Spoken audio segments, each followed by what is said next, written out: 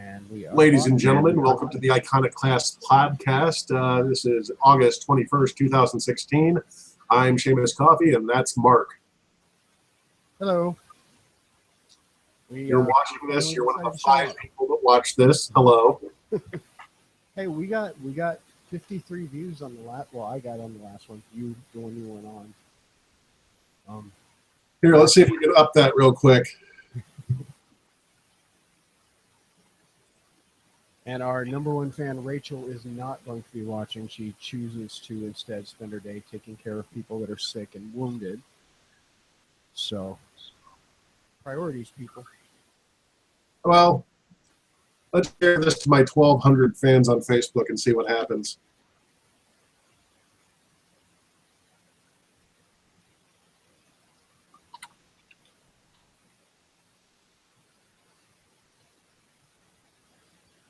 I did not realize how vicious my fan base was until this week. Are we talking about the plagiarism incident? Yeah, like I sent this very polite DMCA request, and whenever I got the reply, it was like, yes, we received over 100 of these, considering this website, in the last 10 hours. I'm just like, oh, wow. So what's the background on that story? Like, what was the story? What was it? Somebody that just... All right, so May of last year, I wrote this story called Elsewhere, Kentucky. It's about an abandoned town in Callaway County, Kentucky, and how the city covered up the fact that a ghost there has killed a bunch of people. Completely fictional.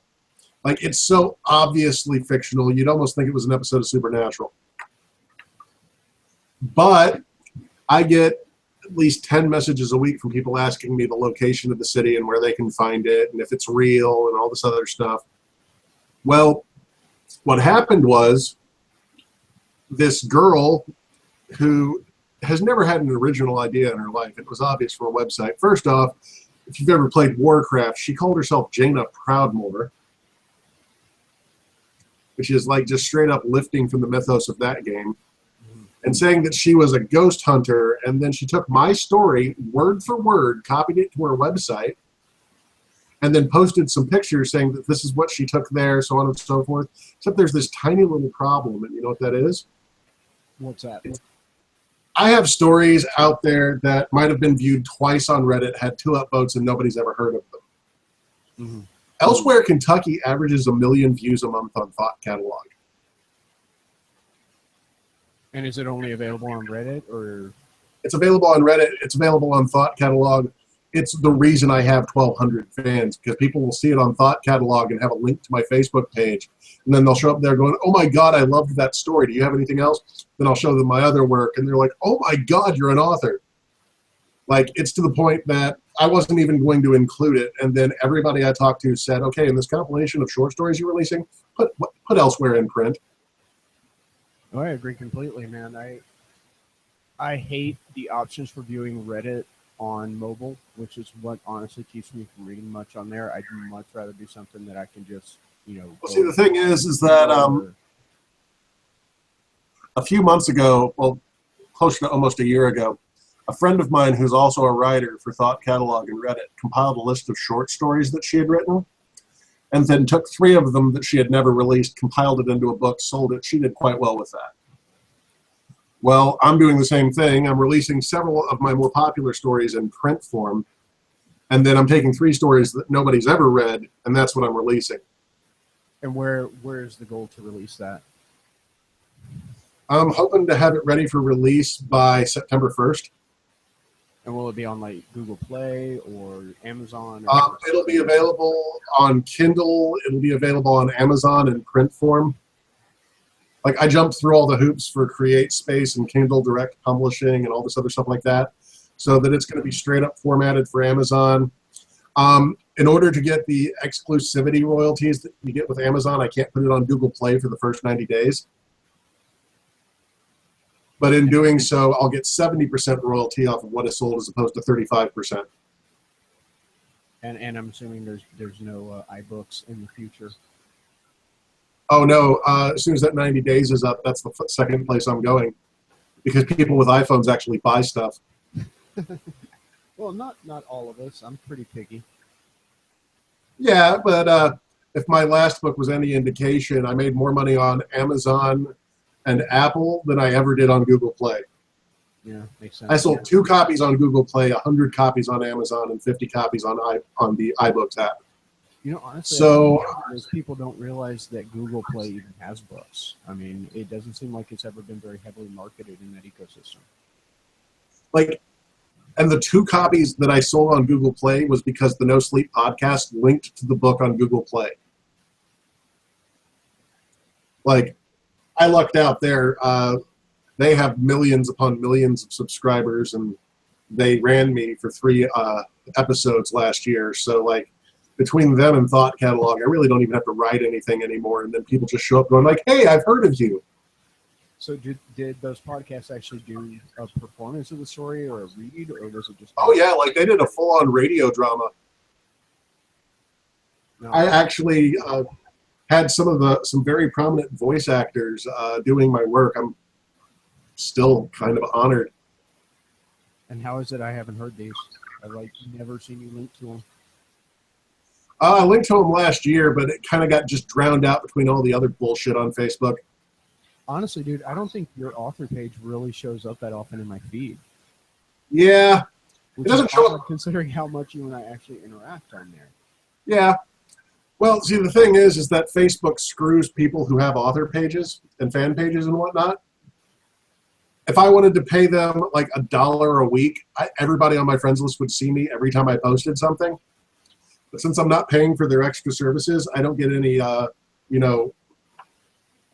free play in people's feeds. Only the people who click on my page and go see notifications first even see anything.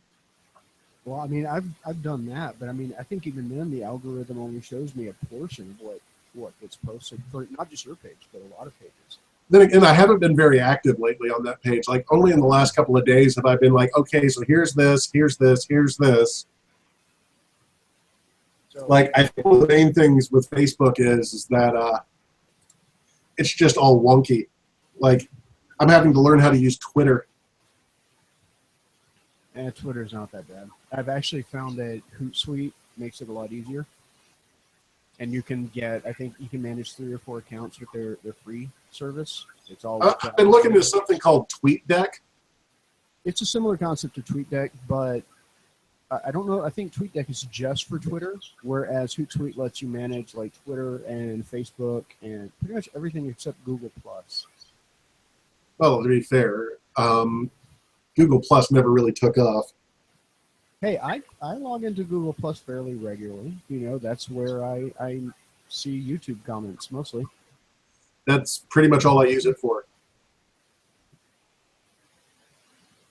No, I have a YouTube channel for my writer persona that I use every now and then. I'll narrate a story or something like that. Mm-hmm. Lately, I just actually released a small piece of music for this friend of mine who's a narrator and starting out. But, yeah, apparently I'm going to have to go into overdrive. I've actually budgeted for Facebook marketing. No, you got to be worried about that kind of stuff, man. I heard mostly it's like bot farming and stuff.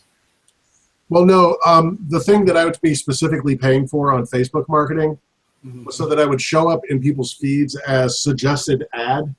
Mm-hmm. Like even if they're using an ad blocker, it just shows up in their feed.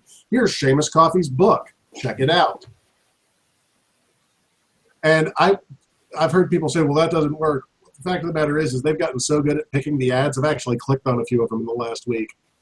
It's like, okay, you got me, Facebook. A free resource for authors, you know me well. A plagiarism check tool. Oh, wow, that's handy. Yeah, that's one of the things they advertised. And I'm sitting here going, yeah, I kind of need this after what happened this week. I need to know who's plagiarizing me.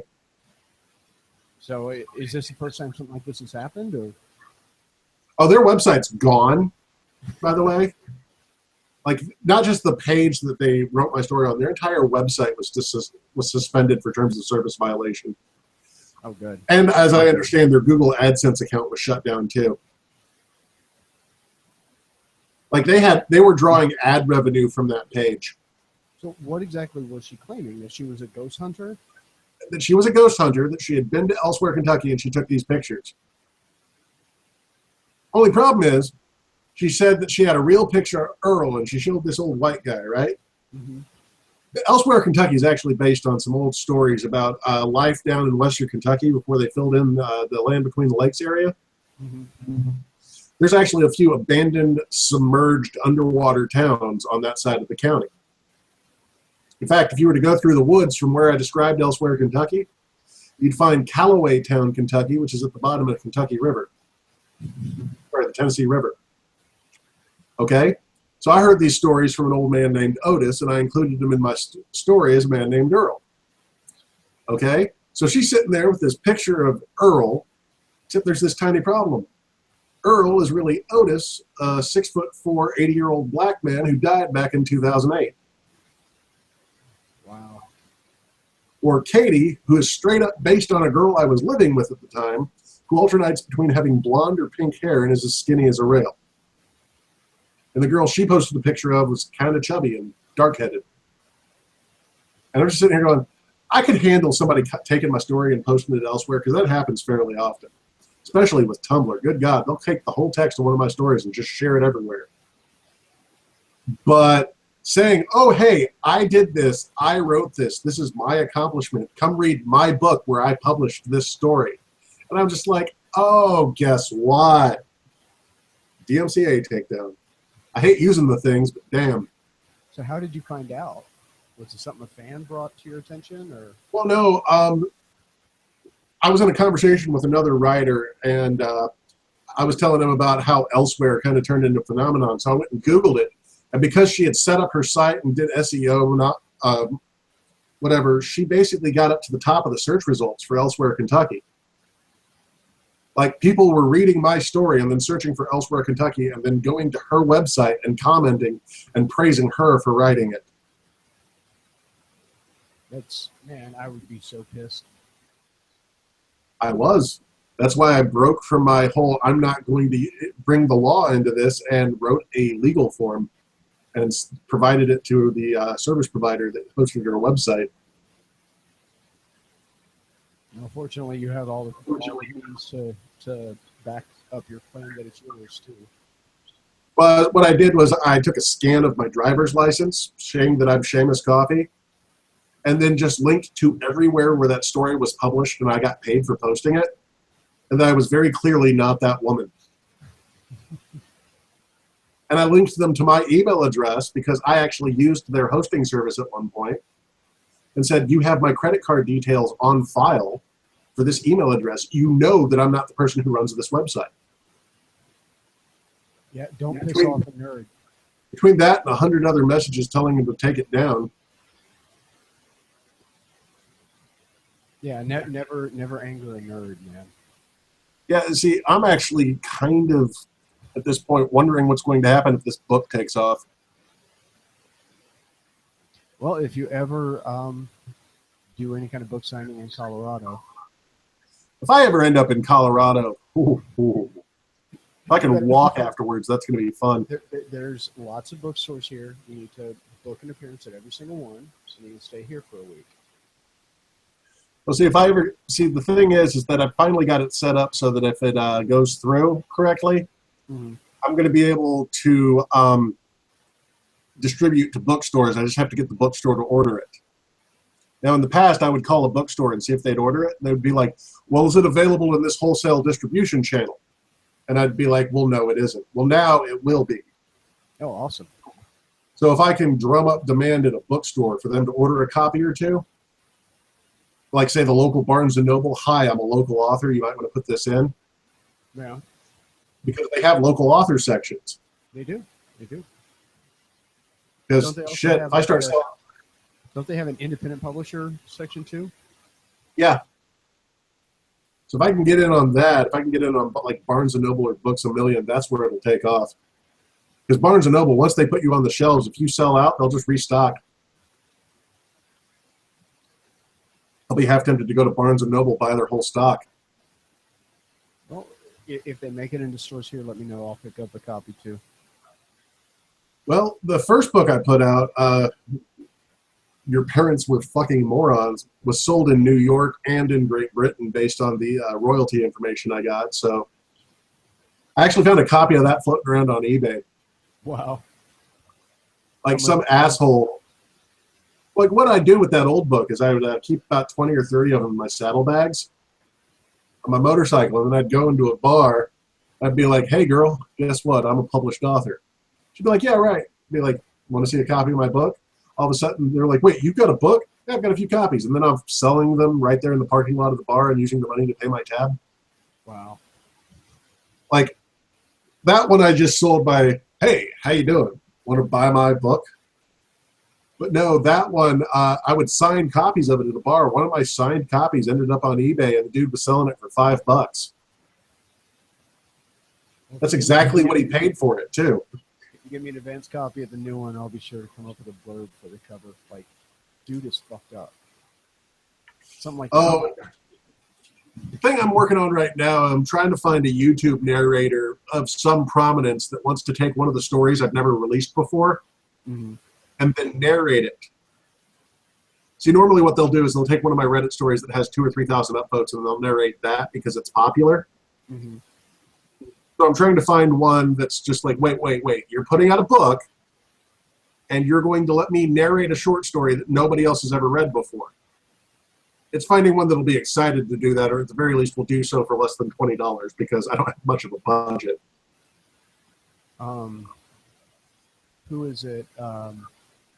David Smalley. He does the Dogma Debate podcast. I know they used to have an audiobook branch where they did stuff like that. I don't know if they still do or if it's something they'd be willing to do. You may want to reach out to them on Twitter. I've got a few of them that are going through and doing like a back catalog of my stories, and we'll be seeing more of that lately. But right now it's just finding one with a large enough audience. Like there's a few guys I know that I could call that would just do it because I asked them to, but they only have like 5,000 or 6,000 subscribers. And it's not that I don't appreciate their channel. Oh, good God, do I like being read by people? That's like my biggest thing. I started writing creepypasta because I listened to creepypasta narration, and now the people that I used to listen to are reading what I write. Dude, that's the ultimate fan service. It would be like if Marvel hired me so that they could make the X-Men not suck. Like, I've got a few ideas for stories. First one, kill Charles Xavier. Do not resurrect him. Well, I mean, number one, that's already so in the comics now.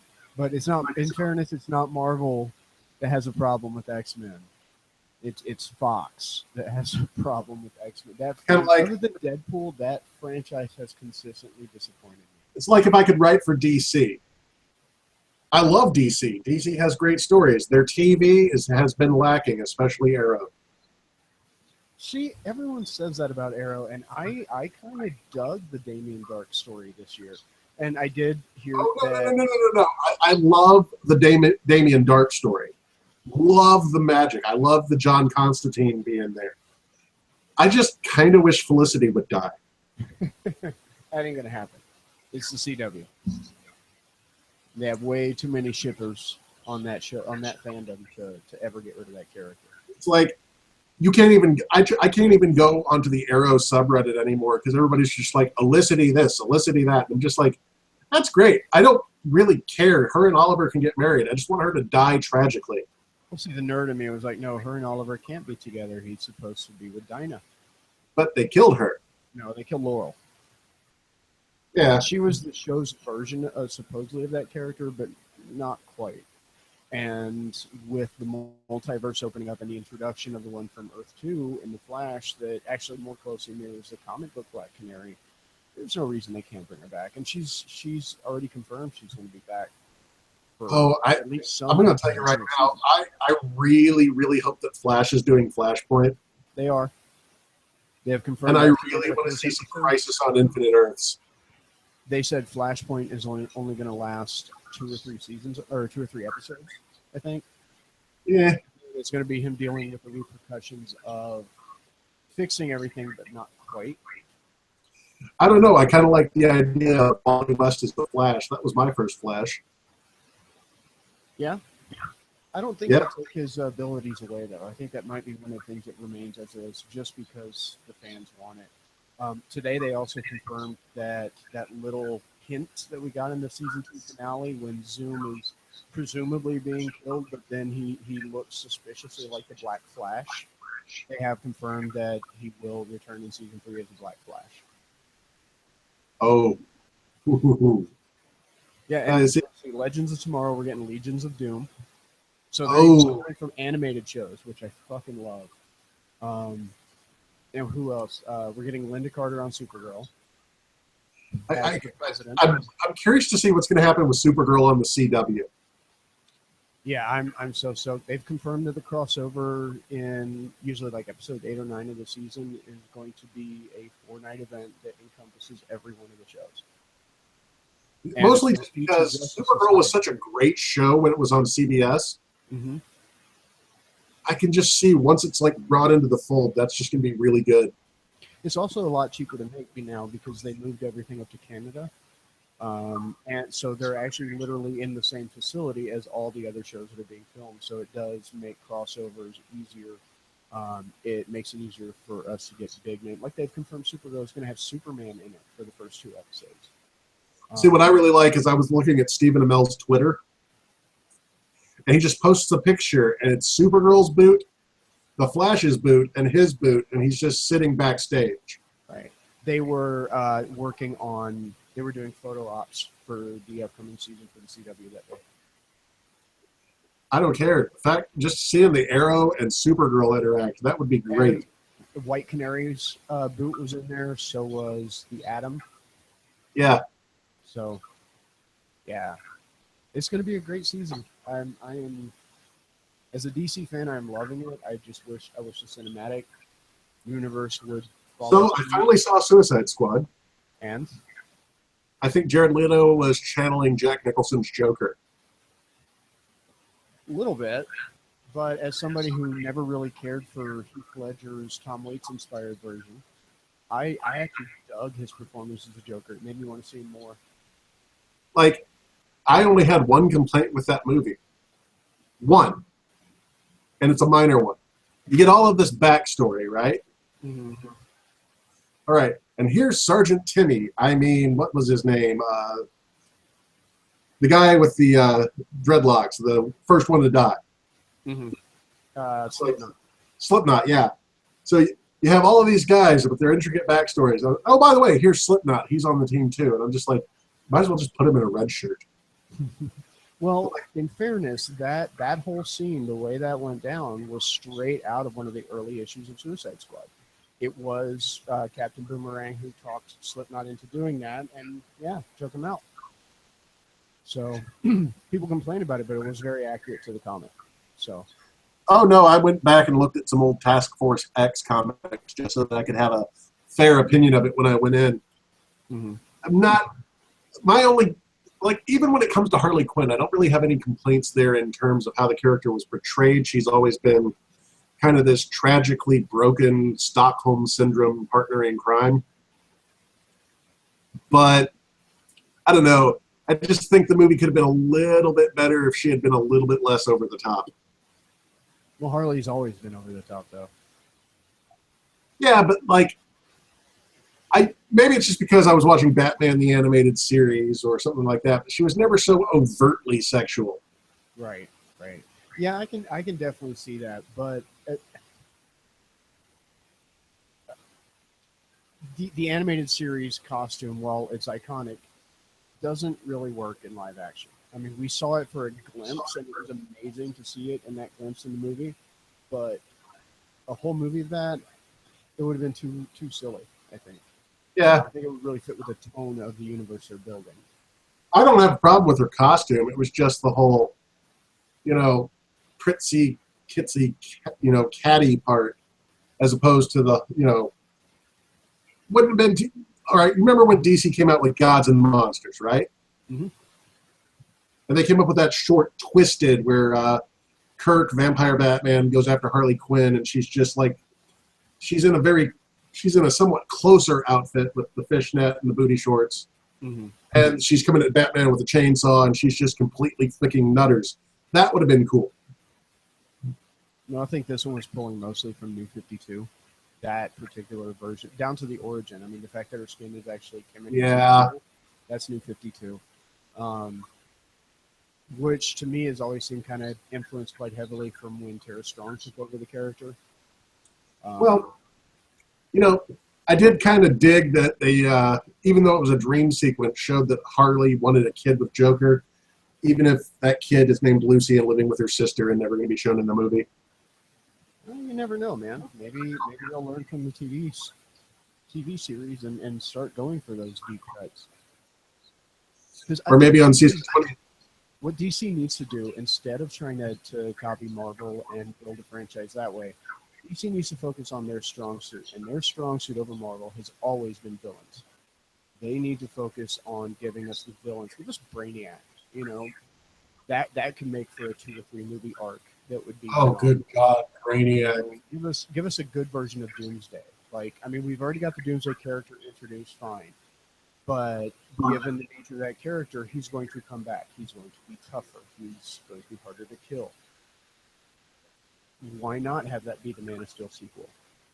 You know, Oh, I'm curious to see how they're going to do Darkseid because that's so happening. oh yeah, yeah. Well, I mean, yeah, they've confirmed Justice League is going to fight Steppenwolf. I want to see. I want to see who they have. I want to see who they have for my two favorite lieutenants, Desaad and Granny Goodness. You think they'll be in the movie? Maybe this is just me going off on a flight of fancy here, but you know who would be a perfect Granny Goodness? Character actress Margot Martindale. Oh yeah, dude. She is absolutely amazing in everything she does. Standout performance to me was the 2-season run I think she did on Justified. Oh yeah. Holy hell! Would you like some apple pie? Yeah, that to me. And then she shows up on Dexter. I think she was in Dexter for a little while. She was the lady who he brought the donuts to. Mm-hmm. And she showed up in BoJack Horseman. Of course. Oh God, I should not have watched that while I was in the first days of transitioning to this. Yeah. Oh, dude, I can't help but power through those seasons. It's never too dark for me. Never. Oh, it got pretty dark there towards the end. Oh, come on. My favorite moment in this entire most recent season was that whole music video about the abortion. Yeah. That That didn't bother me. It's when he's with what's her name, Sarah, whatever. God, brain. But no, but he's partying with old girl. They're on this bender, and then he finally, for once in his life, finds a kindred spirit, finds love, and then she dies. Yeah. But I mean, is it really that much darker than the whole him almost hooking up with his ex-girlfriend's daughter story arc of the last season? Oh, that was so messed up. Yeah, I need to rewatch that show. I mean, I've watched every season as it aired, but Well, we know where it's going now. Oh no, BoJack has a daughter. should be interesting. What He's they gonna do is have the daughter cast the daughter as one of the cast members from Full House. Jodie Sweetin. Yeah, why not?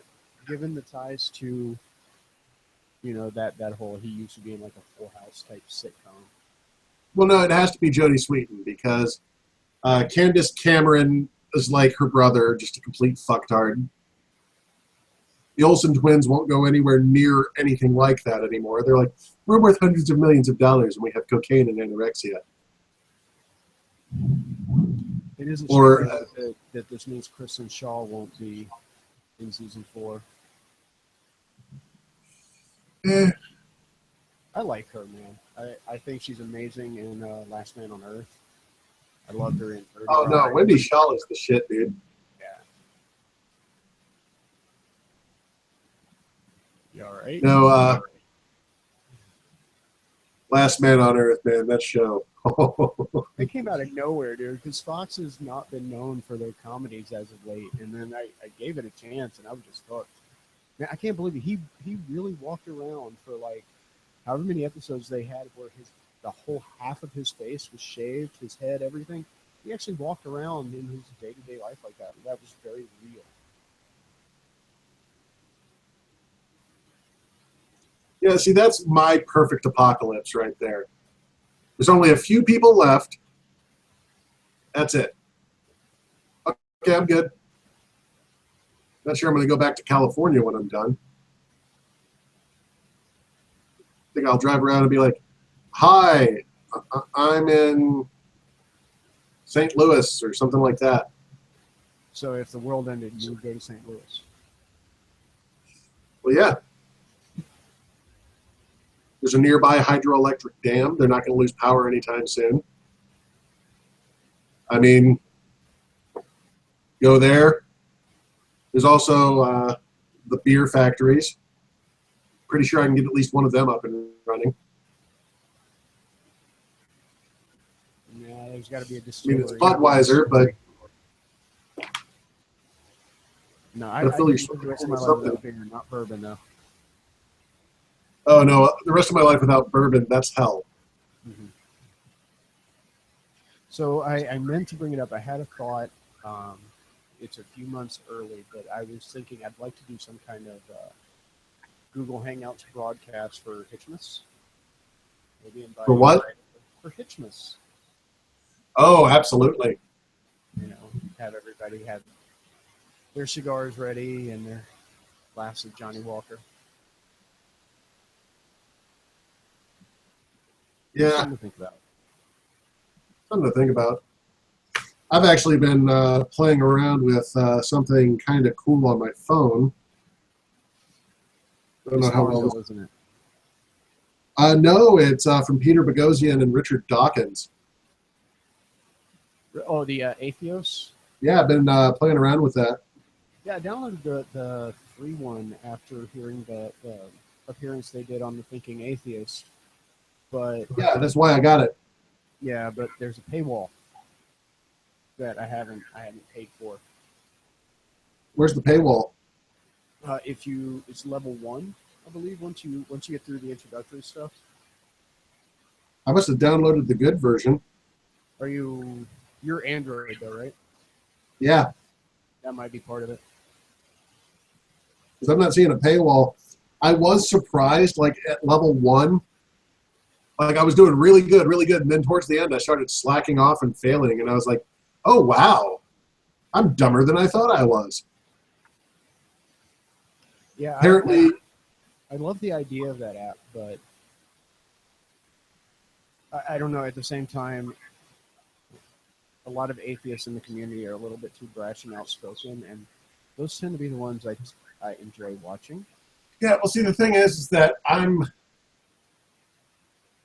part of a movement that I'm going to title the transgressive left.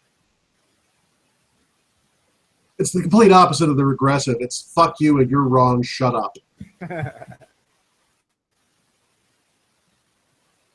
Is it affiliated with the People Who Hate People party as founded by Bill Hicks? It's pretty close, actually. He is one of our, inspirations. We refer to ourselves as the people who hate people who hate people. You got to be careful with that shit nowadays, man. Especially now that you've ventured onto Twitter. Oh, please. I moderate a subreddit where I deal with Tumblrites on a daily basis. Yeah.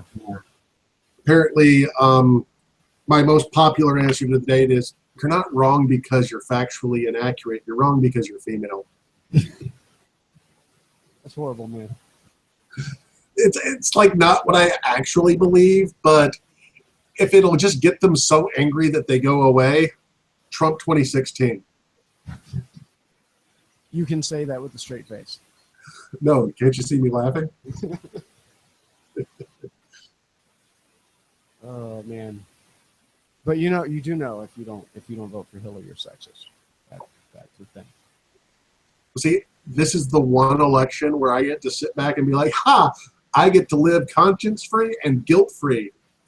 I'm a disenfranchised felon. I can't vote. I think I'm going to vote for my dog. If I could vote, I would write in D's Nuts or Vermin Supreme. Now, do you know if the state you're in allows any kind of write-in? Uh, I voted in one election. Technically two, because I did a Senate election a year after. But I voted for George W. Bush in 2000. I regret that.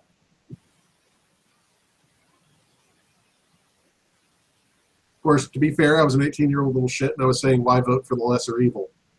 Mm. It was the year 2000. We thought the world was going to end. Why not? No, 2000 election, I voted for Gore. He'd have been a great president, too. Yeah. Yeah, he was one of our representatives for a good chunk of my life in Tennessee, which is surprising, for a Democrat. But yeah, well, Tennessee used to be a different state.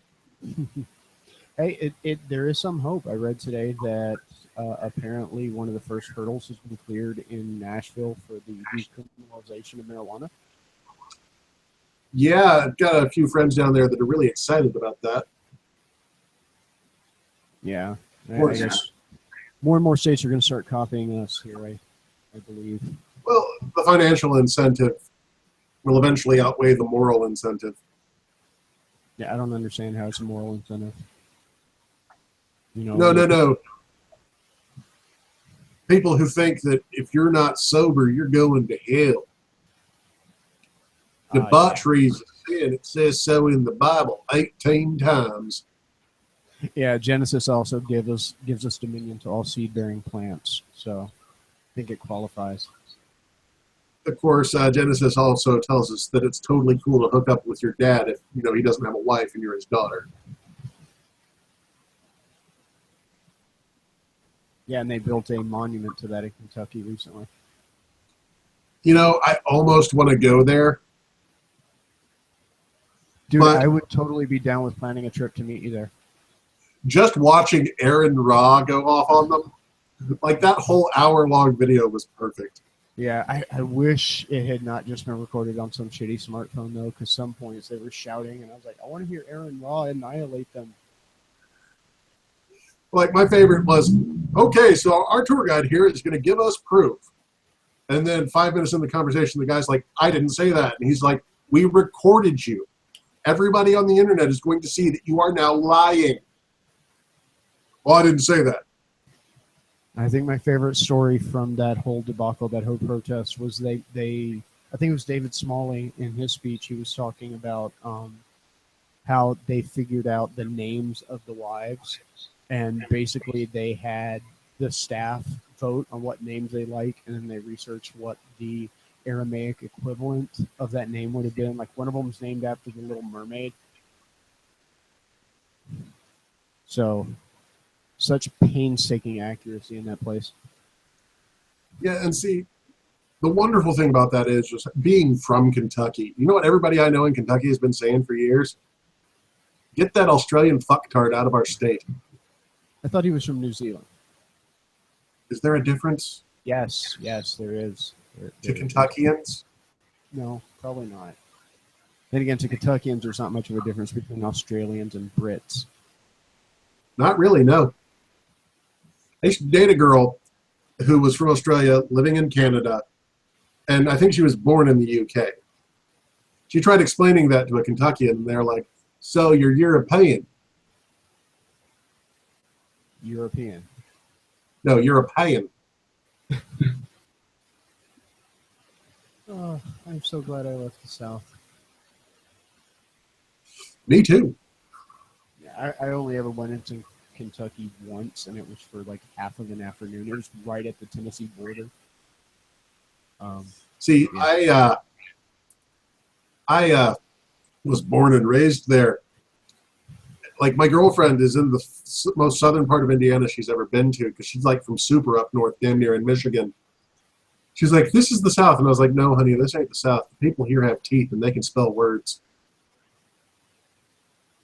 Hey, in fairness, there's a lot of educated people in the big cities of the South. Well, yeah, in the cities. Like, some of the coolest motherfuckers I've ever met in my life were in Memphis. Mm-hmm. Especially on Beale Street. Just saying. And I got to say, man, you go to some of these small mountain towns here in Colorado, and the locals there are just as terrifying. But then again, living in Nashville for off and on for most of my life, I can say there are a lot of really brilliant people in Nashville. Especially in all the hipster scenes I hung out in. Because let's face it, I cashed in on that craze as early as it came out. Wait, you like guys who are obsessed with the 90s and have beards and drive vans? You're the OG hipster? It's like, you like bands you've never heard of. Well, I've been in a few. It's like, whenever the hipster thing went on from like 2005 to about 2011, I just rode the coattails of that movement. I didn't even have to do anything because my behavior didn't change, my style didn't change. It was just suddenly in style to be what I was. Yeah. And now it's not. No, it still is here. Oh, okay. There's quite a few hipster bars and places here. It's like I kind of miss walking into a hipster bar and they'd be like, hey, you're that guy that wrote that book and recorded that album, aren't you? And I'm like, maybe. What's it to you? Well, if you are, I'm going to buy you a drink. Well, hi, how are you? It's like people sitting there waxing philosophical of a book that I wrote entirely under the influence of amphetamine. Like, I recently went through and I grabbed that book and I re-edited it and I made it available for sale online. I haven't told anybody where it is, but, you know, people go looking for it. Now, if they go looking for it, they'll find it and they can give me money. But I changed the wording on the back to, this is the most offensive thing to you'll ever read, to, I'm ashamed that I ever wrote this. And whenever you buy this, I'm going to be using the money to buy bourbon and drink myself to death. I don't know, man. I think I wouldn't call a lot of your stuff that disturbing necessarily, but I guess I'm a bit more desensitized. Well, yeah, but this was just like written form existentialist self-loathing. It's like, hi, look at me. I'm in my late 20s and I hate myself. I'm going to write this down. Now read it. It's like I'm going back and reading and it's like, man, I was a morose motherfucker. How did I ever get laid writing this shit? The 90s were a dark time. More like the late 2000s. Oh, really? Yeah. I forget you're quite a bit younger than me. Yep, I'm still 33. I thank my lucky stars for that every single day. You know why? What's that? If I had been born 3 months later, I'd have been in the millennial generation. Yeah, good point. Yeah. It's like people would be like, hey, aren't you a millennial? It's like, do you like having teeth? So you're the tail end of Generation X? And my mother is the beginning. Wow. I thought I read My mother and I Generation X ended in 1980. You had to have been born before 1980. Well, it was 1980 for the longest, and I was willing to accept my Gen Y status until Harvard went through and redefined it as 84 on being the millennial. Okay, good. Yeah. Besides, I don't espouse millennial values. I believe that people should actually do stuff and be creative and, oh yeah, not fall prey to nostalgia as a form of culture. So I take it you have not seen the new Ghostbusters movie then? I saw it. It was a movie. There were actors. It was better than some of the fan fiction I've read. But at the end of the day, it just kind of felt like Paul Feig was just snorting his own farts and nobody was telling him that it stunk. Yeah, I never understood his choice of being a director for that franchise, because there's nothing about any of his body of work, which, I mean, I've liked a lot of his movies. I have. Well, see, the thing is, okay, it's cool. You have Bill Murray in there as a skeptic, and he's hilarious. And then you kill him. You have Dan Aykroyd as a cab driver going, "Oh, that's not even a class 3. What's your big deal?" Yeah, I heard they even had a bust of Harold Ramis at one point. Yeah, they got Ernie Hudson in there as the old girl's uncle. Like, I like that the cameos happened. I like that they tried to pay homage to the original. But at the same time, it's just like, oh. It had so much potential, and they ruined it. Yeah, when they first announced it was an all-female cast, there was part of me that was hoping it would be Amy Poehler and Tina Fey. Because I think when it comes to female comics today, they're the only two that are on the level of, like, a Bill Murray.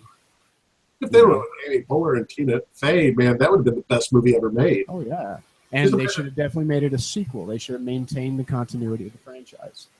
Yeah, like, just picture Tina Fey as, like, you know, God, brain. Egon? As Egon's daughter. Oh, yeah. Amy Fuller as Stance's daughter. And if you're going to cast them, then you got to have a Nick Offerman cameo. No. Have Nick Offerman as the son of Tully. That would be perfect. And then, of course, this is just going to turn into Parks and Rec if I keep on saying people. And then 30 Rock. It's like, and then we'll toss in Tracy Morgan, and then we'll toss in Chris Pratt, and then before you know it, well, let's toss in some Community. Let's have Troy in a bed just walking through a scene. Yeah, that's one show I never finished.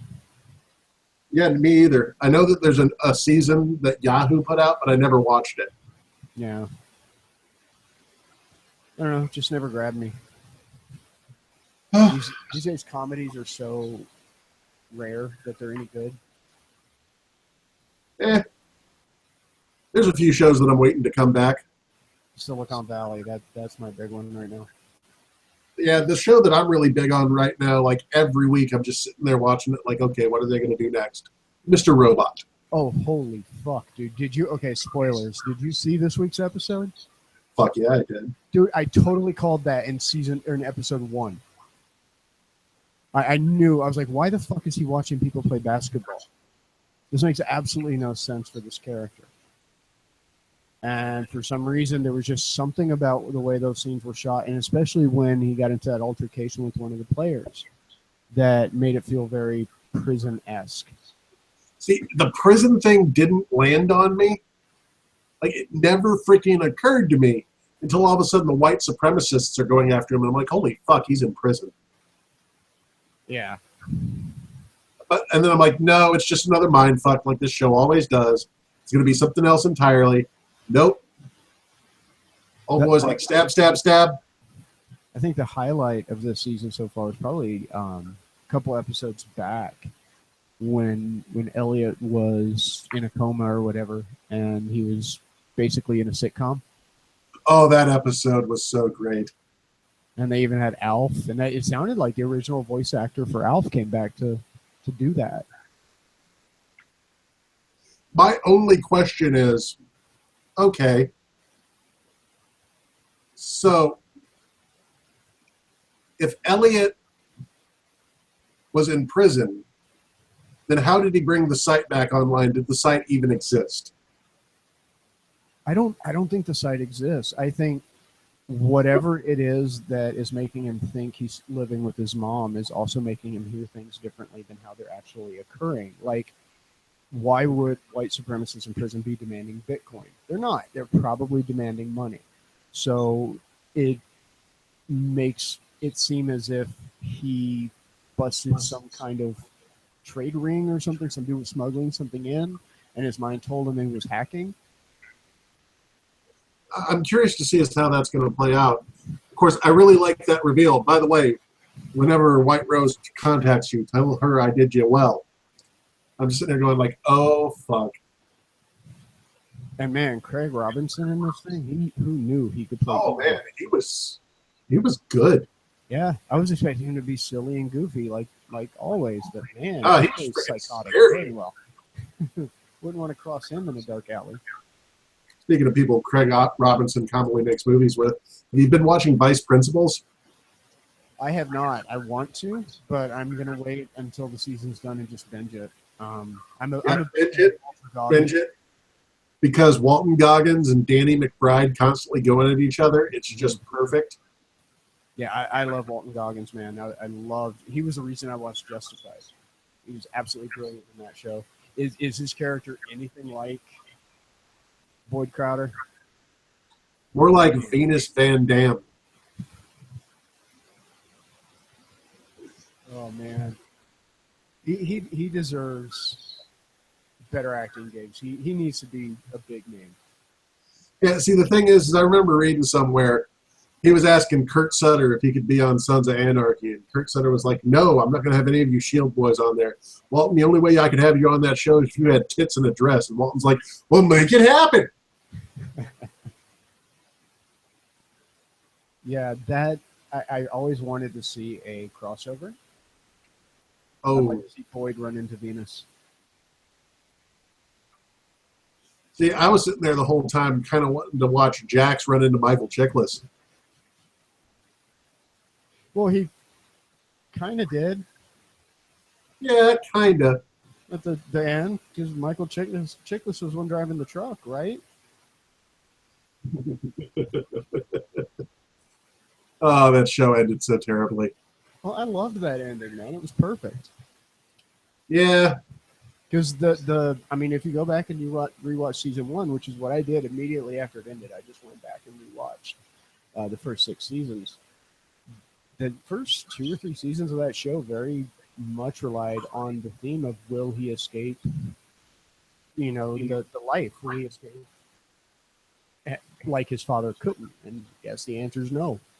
But his kid might. maybe. Yeah. What is far more likely is that 20 years from now, whenever they reboot the series, Abel's going to be sitting there on his motorcycle reading his dad's notes going, why does this seem familiar? Well, they are doing the spinoff, which is supposed to be launching early 2017. You didn't hear about this? No, I did not. It's set in the same universe, but it's not really going to tie into the Sons of Anarchy story. It's a different part of the state, and it follows a chapter of the Mayans. I could get behind that. Kurt Sutter's not the showrunner, but he is writing and directing the pilot. Okay. And then there is still hope that he wants to do a prequel miniseries that tells the story of young Clay and Gemma and all that. Okay. Which I think that would work as like, a 9-episode run or something like that. Just a one-time thing, and don't try and make it into its own series. Yeah, I can see that. Where did that put it? It is time for caffeine. Yeah. I'm going to have to be starting dinner here in a little bit. And then watch nothing because there's absolutely nothing on the air right now. Yep, I'm going to be sitting here playing video games. Downloaded a couple of games on Steam right before my internet went out. They were having a sale, 50 cents for 3 video games. I was like, hey, I'll try it. 50 cents, what am I out to lose? And then it's a bunch of like old school top-down shooters. Now, speaking of old school, man, are you going to pick up that Nintendo mini console they're releasing? No, but my fiance has already informed me that she's getting it for my birthday. Nice, man. Those things look amazing. I've heard complaints that, you can't load anything to it. You can't write anything to it. I don't care. Have you seen the lineup of games that are on there? It's the best of Nintendo. That's literally all you need. Well, no Contra. That surprised me. But Oh, and I'm just sitting here going, okay, I'm going to have to buy a TV. no, you can connect it to a monitor. It's HDMI. HDMI? Yeah. Oh, well, then, okay, I'm going to have to hook it up to the back of my monitor. Yeah, it's full HDMI output, and you have the option of playing the games in, HD, basically. Same graphics, but just a clean image. or it has a mode where you can replicate the 4x3 with the like distortion and all that from connecting it through coax. So that's I probably remember how I'll play it. that would actually be a comfort for me, because I remember the first time I tried to hook up a Nintendo to a big screen. Mm-hmm. Like there was a little bit of lag there. Yeah, so this actually replicates all that. Plus, you'll actually be able to save in all the games. I don't know how I feel like that. Ghosts and Goblins was really hard. Being able to save just takes it all out. No. Super Mario Brothers 3. It'll come in handy.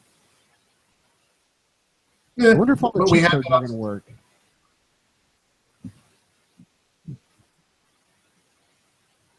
maybe. Oh, With Metroid, the first thing I'm going to try is Narpa's sword. Yeah, I think I read it includes Metroid and Metroid 2. And then, like, Oh, the that first reminds me. Castlevania. I've got something downloaded. I'm going to have to install it and play it later. Did you see that they did a fan remake for PC of the original Metroid 2? Oh, I did. Yeah, I downloaded that. I just haven't installed it yet. You'll have to let me know how it. Now, will it just run in an emulator or? No, they went through and they took all the original graphics assets, Mm-hmm. and then they reskinned them into higher definition. Nice. So it would be like Metroid on the Neo Geo. Oh wow.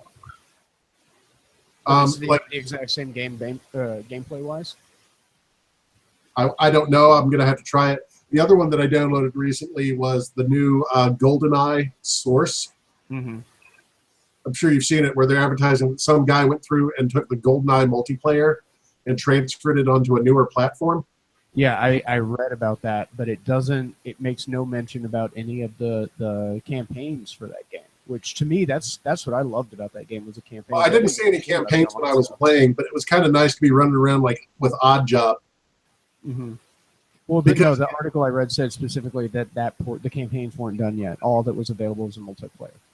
Yeah, it was just multiplayer, but oh man, the multiplayer was fun.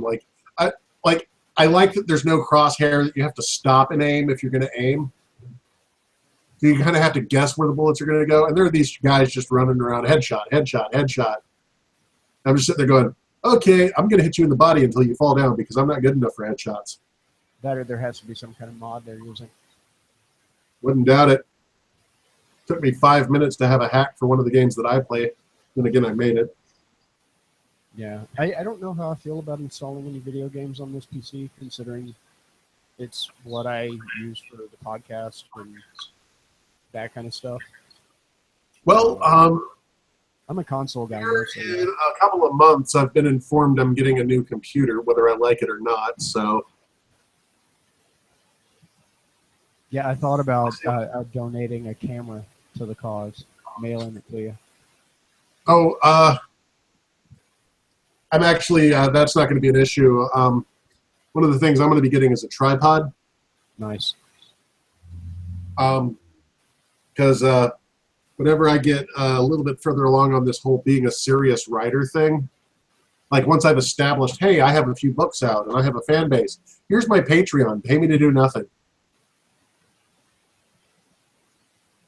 Yeah, I wonder how much some of these podcasters and stuff make on the Patreon. Apparently, you got to get to a certain level of like subscribers or fans or whatever before you can. I'm at the threshold. Like I know people who have less of a social media presence than I do that have Patreons.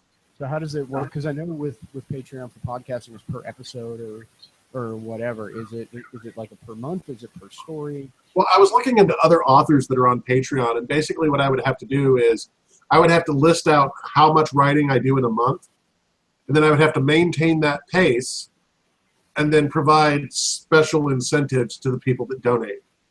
Like, hey, you get to read the story 2 days before I post it everywhere else. Or, hey, you get to do a live stream with me, question and answer about your favorite characters every weekend or something like that.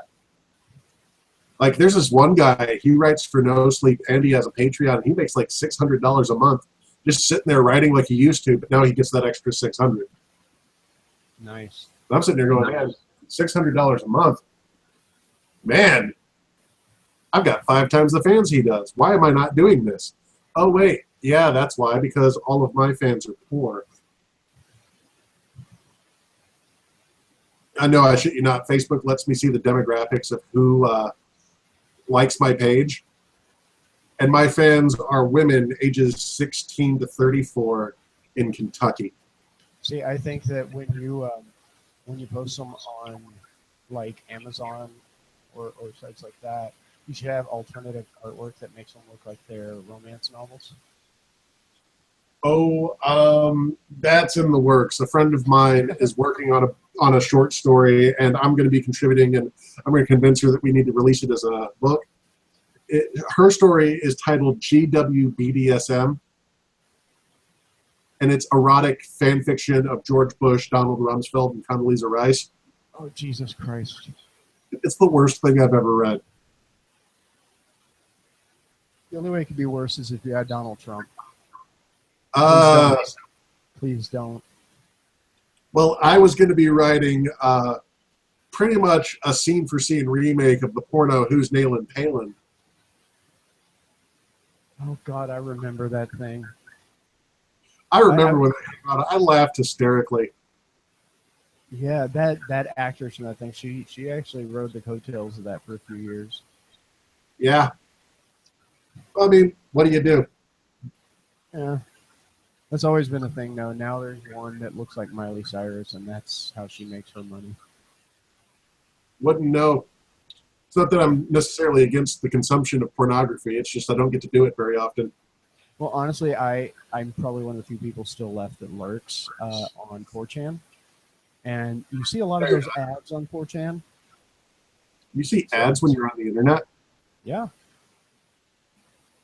I ad block everything except sites that I would actually spend money on. Yeah, I don't mind there being a banner on. Well, see, the thing is, I go to some deep, dark corners of the internet where if you don't have an ad blocker, say goodbye to your system security. Oh, if I'm doing anything like that, I hide behind my VPN, so it doesn't fucking matter anyway. And so honestly, sometimes I just leave ads enabled because it thinks I'm in like Amsterdam. So the especially on YouTube, man, the ads are fucking hilarious. I have no idea what they're selling, but no, YouTube has me pretty figured out. I was on my phone going through YouTube, and it was suggested videos. It's like, do you want to listen to Head PE? Do you want to listen to Helmet? Do you want to listen to Mastodon? I'm like, okay, you know me too well. mine never suggests music because I have Apple Music, so that's where I listen to everything. Well, no, see, I have the YouTube Music app on my phone. And I've been listening to music on YouTube for 10 years now on the same account. It has got my suggestions down. I can just toss that on random in my car, drive down the road with it on the Bluetooth, and I never have to skip. Every single song is something good. Speaking of things to be excited for, guess what's coming out on November 18th? Doctor Strange. New Metallica album. Oh, yeah, I heard that single, man, Hardwired. Yeah. Or should I say, I haven't been able to stop listening to that single, Hardwired. Oh, dude, that sounds like it could have been a follow-up to Battery, that riff. Holy fuck. So here's what 2016 is giving us right now. It's giving us a new Tool album and a new Metallica album. New Tool album hasn't been confirmed for this year yet. Yeah, but they already released one song. Did they? It's instrumental. All I've heard was like a demo of a guitar riff. Hold up. I will grab that for you right now. I don't know. Tool I'm not as excited about because I haven't cared for the last two records. I miss Tool from, like, Opiate will probably always be my favorite Tool record. I miss that version of the band. And I never got into a Perfect Circle either. I'm a really big fan of Pussifer. I've liked them pretty consistently. This most recent record I haven't really been able to get into for some reason. I don't know why. It's different, and it's a little too different. Oh, God, I had this, and now it's gone. Damn you, internet scrubbing. You can send me the link later, man. Anyway, now, see, with Pussifer, I just really liked, V is for Vagina as an album. Yeah, Country Boner. Love that track. Oh, God. I've done that karaoke so many times. I fucked Dolly Parton. I fucked Loretta Lynn. Oh, God. Like, in my old hometown, the karaoke guy, I could ask him for a song and he'd go get it. And I always ask him for songs he didn't have, so he just started downloading the ones I'd asked for. So I'd be doing Piss Up a Rope by Ween. By who? Ween. Yeah, they're playing at Riot Fest Labor Day weekend. Or I'd be doing Lap Dance is So Much Better When the Stripper's Crying by the Bloodhound Gang. Yeah, Word of advice, do not sing that at the 641 Club in Paris, Tennessee. I don't ever plan on setting foot in Paris, Tennessee again. Yeah. Neither do I. Ooh. But yeah, they did not take kindly to that song because I hear the country riff going, they're like all happy. You know, I was like, so anyway, Bambi was telling me how she could make all my fantasies come true. So I says, even this one I have where Jesus Christ is Jack Hammer and Mickey Mouse in the doo-doo hole with a lawn dart as Garth Brooks give birth to something resembling a cheddar cheese log with almonds on Santa Claus's tummy tum. Did not go over well. Yeah, I dig that album so much, man. Even like, how many remix versions of that record did they put out? Like 3. I think by the end of it, V stood for like 4 different things. The V is for Viagra mix. Yeah. Yeah, he should focus on doing stuff like that. Honestly, C is for insert sophomore genitalia reference here. Yeah, that one was my favorite. No, but see, new Metallica record. You brought that up for a reason. What'd you think of it? Now, did you read about the actual record that it's a 2-disc set? No, I was listening to the radio today and going down the road and they were playing Megadeth and they cut the song off 30 seconds early. At first I'm like, okay, why are you cutting the song off 30 seconds early? And then the DJ is like, beep that song.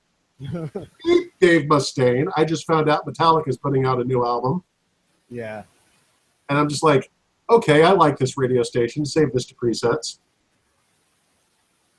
Yeah, and it's the first single they've ever released that actually has real swearing in it. It's 2016. Yeah. I still remember when it was on the Sad But True single. They had the cover of the Anti-Nowhere Lady song, So What? And the warning label on that single actually had a sticker that said, the B-side on this single contains the word cunt 3 times. You know, it went down the list. And I'm honest, I bought it for the sticker. I thought that was so cool. No, I'm looking forward to all the concerts that are coming up in 2016 and 2017 as a result of bands putting out new albums. Yeah, I've already got, I've got Riot Fest weekend after next. Next weekend I have Comic-Con in Colorado Springs. I'm only going for 1 day. But I already have my picture appointment paid for with Jason Mewes and Brian O'Halloran. So I've got 3 items left on my bucket list as an author. And one of them is being invited as a panel contributor to a Comic-Con. I don't get put yourself out there, man. I'm working on it. Of course, number 2 and number 1 are going to be very difficult. Have at least 1 episode of a TV show adapted from one of my stories. Mm-hmm. And then, of course, the last one is become a companion on Doctor Who. That's never going to happen. Well, speaking of concerts, man, I read that Stryper is doing a 30th anniversary tour of To Hell with the Devil. And they are playing at a venue that I go see a lot of metal bands here, Summit Music Hall. It's a great venue, great pits. I'm trying to talk my buddy JR into going. He's the guy that I go see all the metal shows with because we have pretty identical tastes. Like the first time I ever met this guy, he asked who my 2 favorite musical artists were, and I said Tori Amos and Dream Theater. Turns out those were his 2 favorite performers as well, which is such an odd combination. So we've probably been to 24 concerts together by this point. So I'm trying to talk him into go, but he's not quite convinced. I envision us sitting on the balcony like a heavy metal version of those 2 old men from the Muppet Show. Nice. So if he doesn't go, I'm sure somebody will. Well, It's looking like a few people from my page are actually watching this. No, I'm showing no viewers. There was one, but they went away. Yeah, we mostly get views on playback anyway. Yeah. Well, since it's the third week in a row I've seen her pop up as liking or viewing it. Hi, Brandy. How are you? Like, I might have 1,200 people who like that page, but there's like a core group of like 30 people who are constantly interacting that I'm taking the time to learn their names because it's like, wow, you're the people who actually interact, and only one of you is my ex-girlfriend. I don't know if I would want my ex-girlfriend watching this podcast. Well, the great news is that I've got an ex-girlfriend and a friend of an ex-girlfriend that watch this, and they're blocked on my Facebook page. So it's just like, haha, this is the only time you get to see me. Yeah, I really don't interact with any exes that much anymore. I've recently reconnected with one from 20 years ago. She's been out here to visit a couple of times. But for the most part, I've pretty much cut off anyone from before I moved to Colorado. Yeah, see, my thing is, I often forget that they exist, and then I'll see like so-and-so has liked your status, and I'm like, oh, they still exist. Or when you go back home and visit relatives and the friends you do run into insist on telling you the drama of all your exes. Oh, yeah, that's always fun. They're like, by the way, so-and-so did this. Like, apparently I found out that I went back to my hometown at some point. I haven't been back there in almost a year. And that apparently I was talking all this smack about people that I just can't even remember their names, honestly. I was just like, wow, are you guys that bored when I'm not around? They miss you, man. Jesus, I don't know why. I was a total cunt in my hometown. I'm a total cunt now. Your larger than life personality left a rather big hole to fill. Maybe. I'm a total cunt now, but the difference between being a total cunt here and a total cunt there is there I was the only source of entertainment. So there's a thriving entertainment scene in Indiana. Well, no, it's just here. I'm the new guy. It's like, wow, you got all your teeth. Well, at least now you've got the look down. So, Well, until I change back into my black boots, my black shirt, my black backpack, since I'm a time bomb. Let me go get a Cadillac. yeah, I hope the weather cools down. I got to wear my leather jacket next weekend because I'm doing the Negan costume again. No. See, it's going to get really great because everybody in this town has seen me walking around in overalls or in jeans and a T-shirt, right? Mm-hmm. The second the weather drops down below 50, I'm pulling out the leather trench coat. You got to get the movies ball cap and wear it backwards, man. Maybe. Of course, I don't have my J anymore, so it's going to be a little difficult. Oh, speaking of which, I let my kid watch Mallrats last night for the first time. Not quite ready to show him Clerks yet. Hey, try not to suck any dick on your way through the parking lot.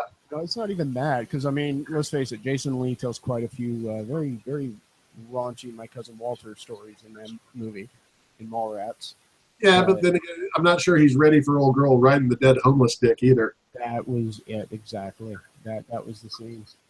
So, but after Mallrats, it has that little stinger at the end with Jay and Silent Bob walking into the sunset with Suzanne, the orangutan.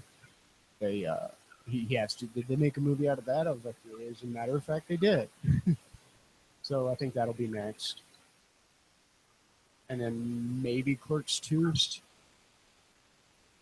Yeah. That whole donkey show. I'm sorry, Jesus. Yeah, maybe not. But he's 13 now.